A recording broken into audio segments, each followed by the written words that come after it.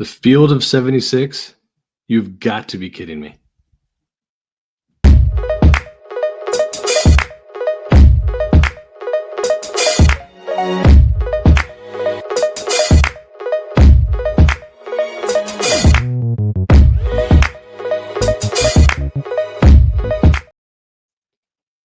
Mark, what's up, man? What's up, dude? It's been a little bit, and we've got some stuff to discuss, man. We got some stuff. Yeah. The New York Times put out their preseason rankings. We got all of a sudden just a ton of talk about tournament expansion, which I know both of us hate, but you have a really good take on it that we want to jump into. But so much going on, and then right around the corner, man, we fire up. Is it Monday that UConn has their first exhibition? Is Boston College, right? Yeah. I think it's Monday. 13th. Yep. It's a Hall of Fame classic. The men and the women are playing at Mohegan Sun against Boston College. So definitely Awesome. Looking forward to seeing the teams do a little doubleheader there, and I hope everyone that's up there can get out and go watch them play. Yeah, and my Jays are next Friday against Iowa State. It's Cool. It's here, man. It's go time. So without a doubt, I am fired up, man. But so the preseason rankings. I mean, everybody does rankings, and we've talked about this stuff before. Like, it's fun to talk about. It's fun to kind of look at, what's coming up, who's going to be good, who's not, and we've obviously broken this down a ton. But from you and I were talking about this off air about their specific rankings. Like, what do you think? I mean, it's obviously your St. John's, your Creighton, St. John's, UConn, Creighton. I think everybody for the most part is going to have that there. Those are the three teams that are ranked in the preseason top 25 poll. Like, it all that makes sense. From there, though, it feels very like I didn't research this, so I'm just going to go off headlines and not so much looking at recruiting rankings, things like that. Well, also the thing that I would say is the word I used, and no disrespect to the writer at The Athletic or New York Times, is I think it's lazy, because even just if I just take my team, I think Braylon Mullins is going to be a phenomenal player this year. I don't think he starts initially.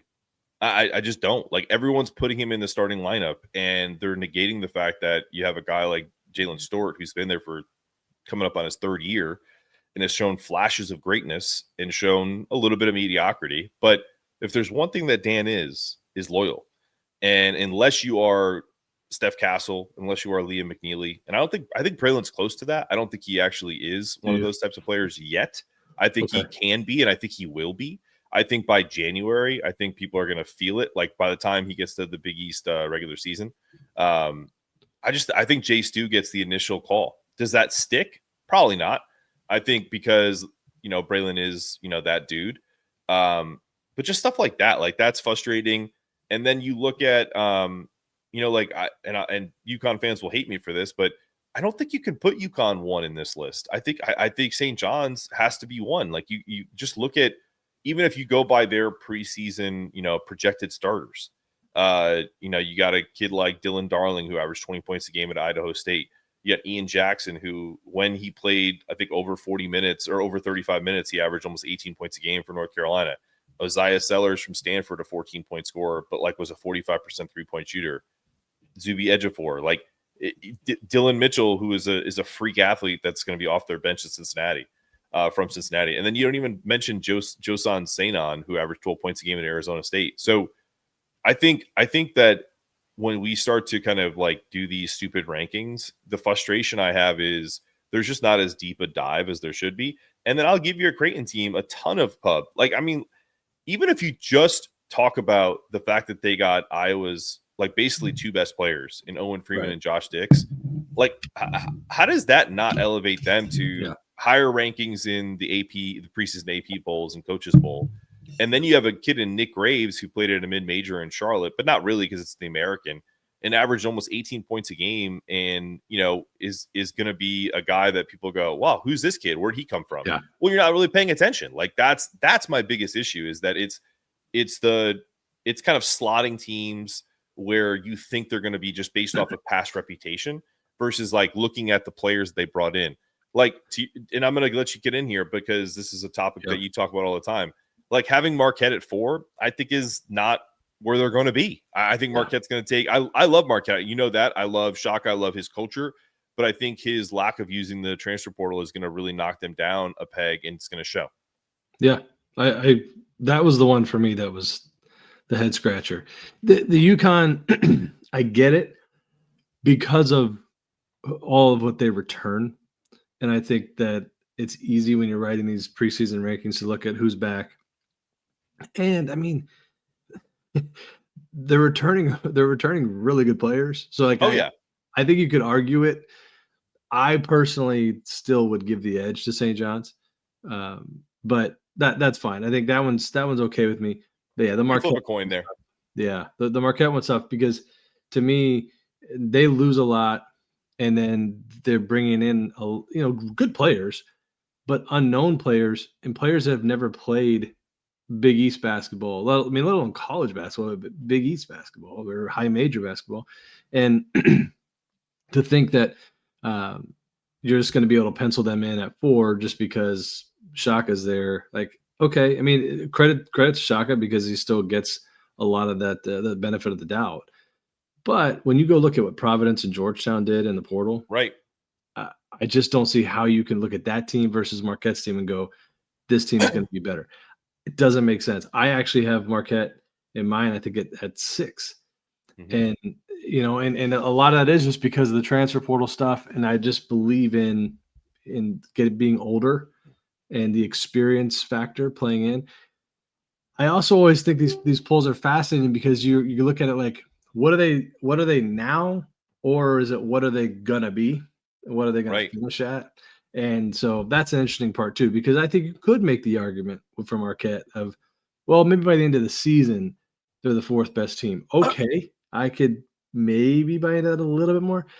Right now, if you put Marquette on a court with Providence or Marquette on a court against Georgetown, I just don't see how you can make the argument that Marquette wins.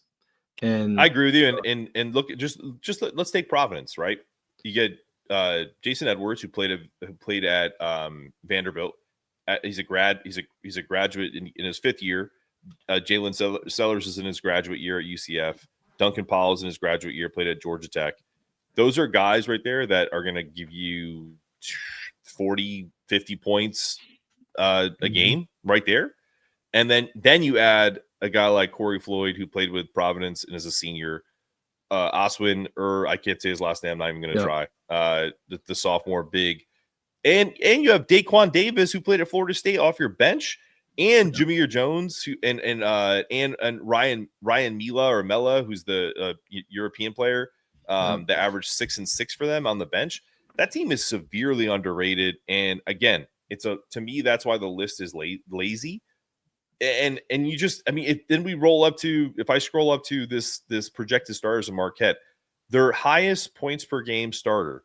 And I know this is just I'm not taking shots at Marquette. This is just the facts. Chase Ross, who I think is a really good player, he's a senior this year. He's averaged 10 points a game last year. Yeah. Is he gonna double that? Is he gonna is his production gonna get up to 17, 18 points a game? I don't see it. Yeah, I'm with you. But again, do I think that Marquette will be good? Yeah, I think they'll be good. But so much of it is going to depend on really young players growing up and becoming better players quickly. And that to me still remains to be seen. And the rest of the list, I mean, you have it in front of you. I was okay with. I actually think Xavier is going to be better than the other team. I think they are. Seton Hall and Butler, I would probably flip those. I think Seton Hall. I don't think Seton Hall finishes last. I think Butler finishes last. But the reason why I think Xavier is going to have a better year than most people think is when you bring in the types of players that Richard Pitino did, it's senior laden. These are guys who have played a ton of games at the mid-major level, or just in that kind of like ether between mid-major and Power 4, like the American, the Mountain West, like that kind of range, right? You got Malik Messina Moore, senior. Isaiah Walker, senior. Philip Borovikinen, senior. Trey Carroll, senior. That's your starting lineup with Robbie Anderson, who redshirted last year, also a senior. Then on your bench, you have a kid in Gabriel Pizzato who averaged 15 points a game at Evansville. A kid off the bench from Valparaiso that averaged 15 points a game.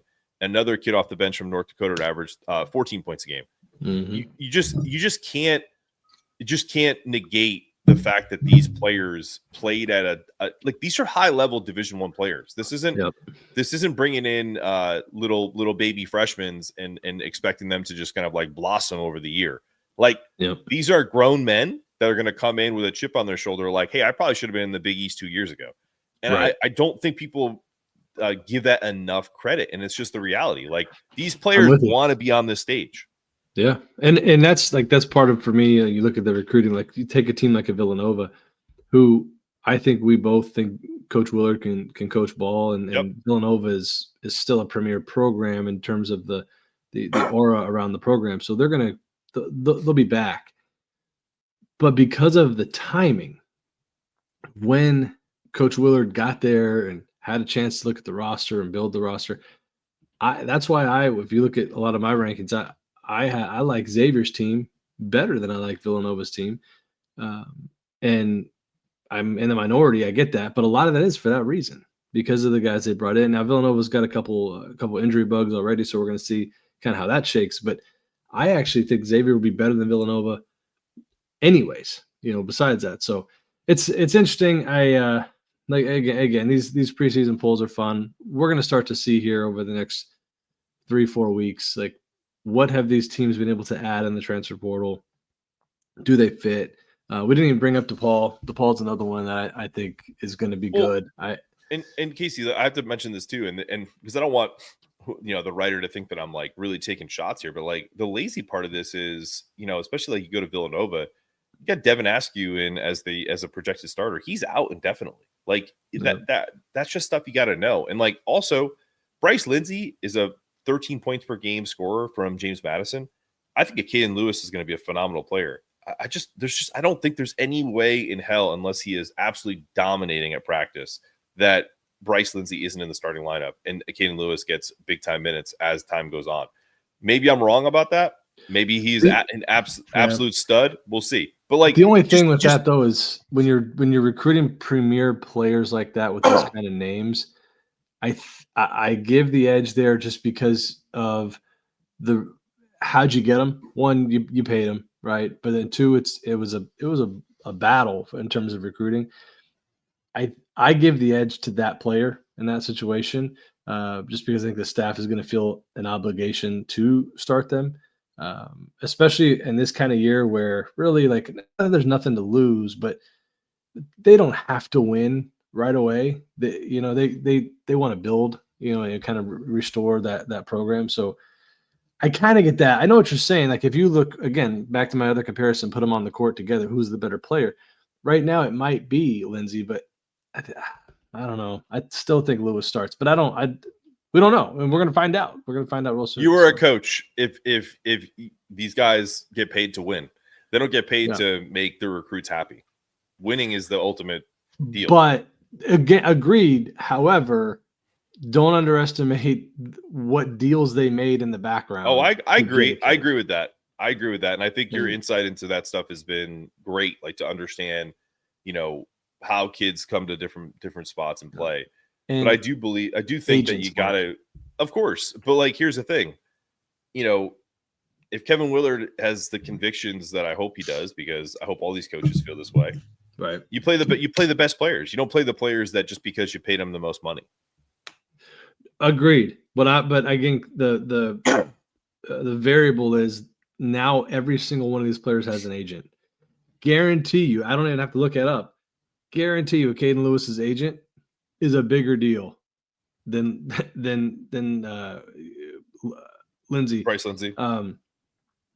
So in that sense, he's probably got more players like a Caden, right? That they're going to be recruiting. So you just got to be careful, because you piss off the wrong agent, you piss off the wrong AU coach, you're not getting players from there anymore.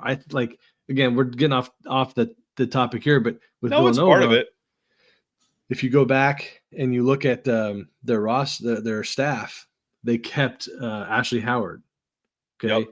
that there's a reason for that. Ash is, I think, a good dude, good coach, but he's so well connected in the Philadelphia area. Mm-hmm. You let him go, you're now basically saying, all right, I don't need to go get the Philly kids.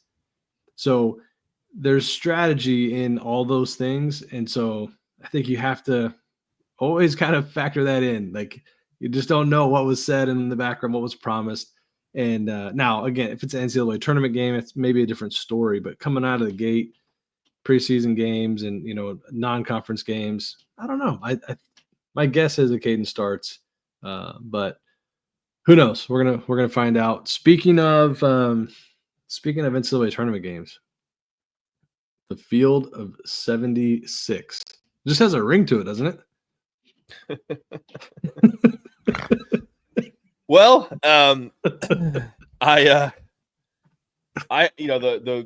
the personal news on that is if they do go to Field of 76, I own the the rights to those to those websites. So of course you do, Mark. Of course, sure. Why, why not? Like, as a fan, I fucking hate it.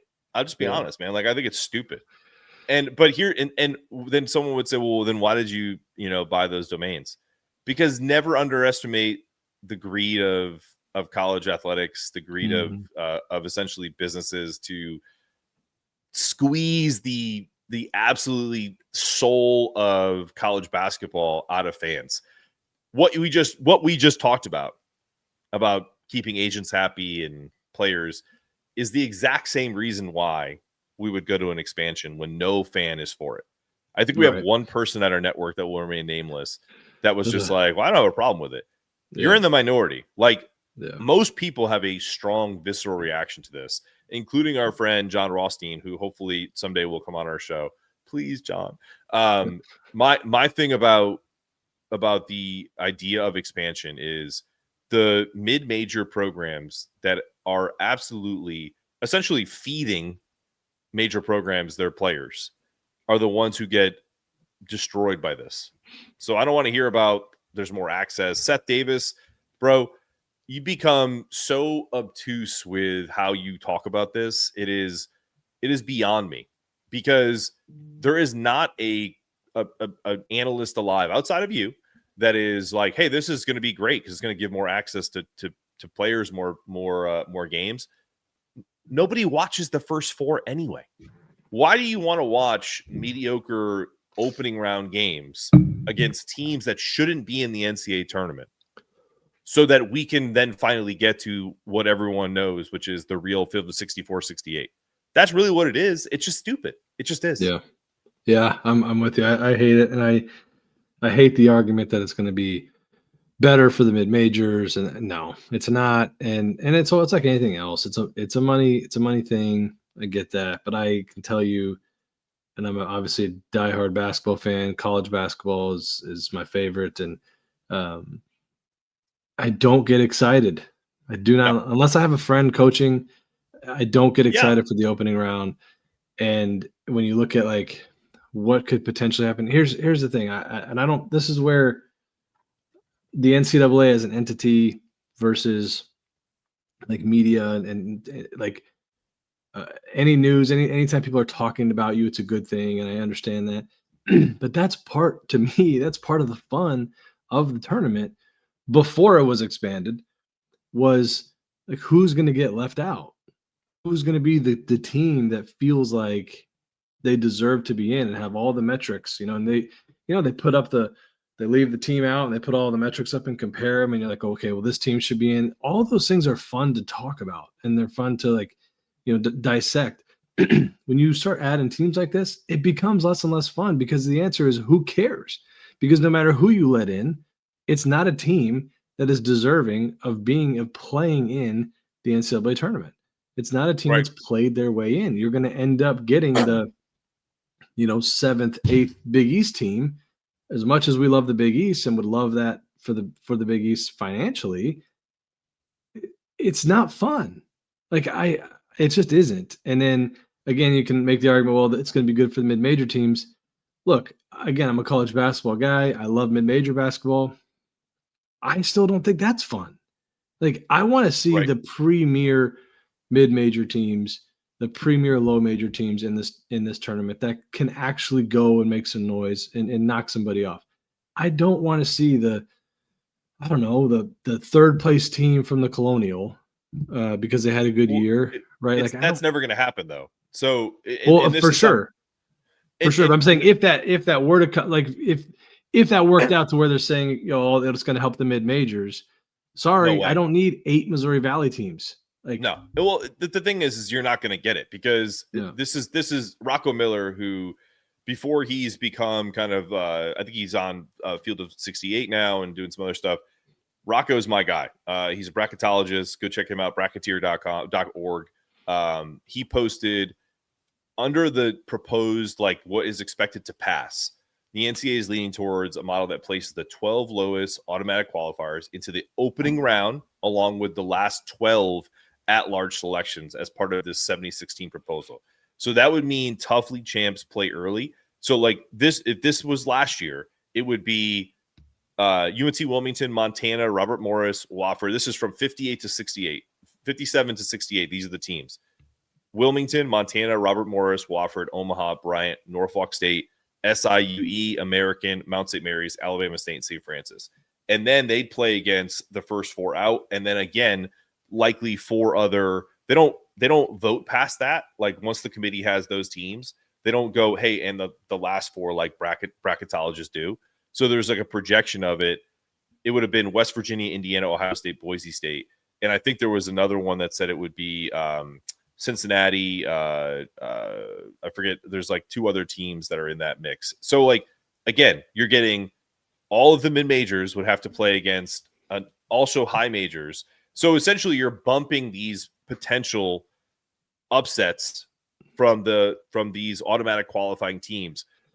Dan Hurley's book, which we've been promoting all week, all month, essentially, talked about his time at Wagner and talked about how this is a guy who's won national championships and played at the Final Four. He's never felt the pressure like a one and done, one bid leagues tournament. So not only do you devalue those one bid tournaments by putting them in these opening round situations against Ohio State, Boise State, all these shitty teams that should not be in the freaking tournament.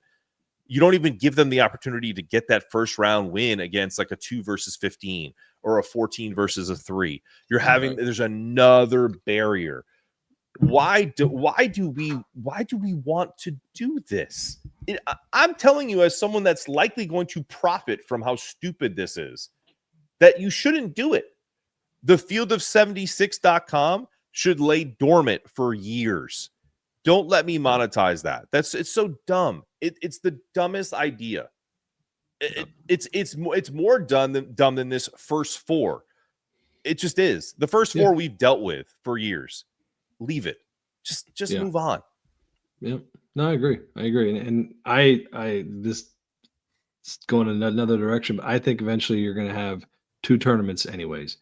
And I think they're going to break off the high majors and have the low and mids in their own deal. I do. The more NIL gets involved and rev share gets involved, it's just going to be, it's going to be hard not to go to that model.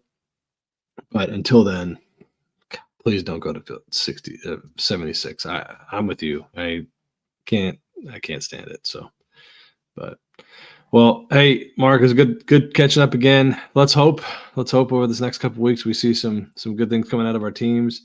I'm excited to watch the Big East teams get into some basketball games, have some stuff to talk about there. Yeah. If you haven't subscribed to the network, please subscribe. We have, all but 3 teams are represented at this point.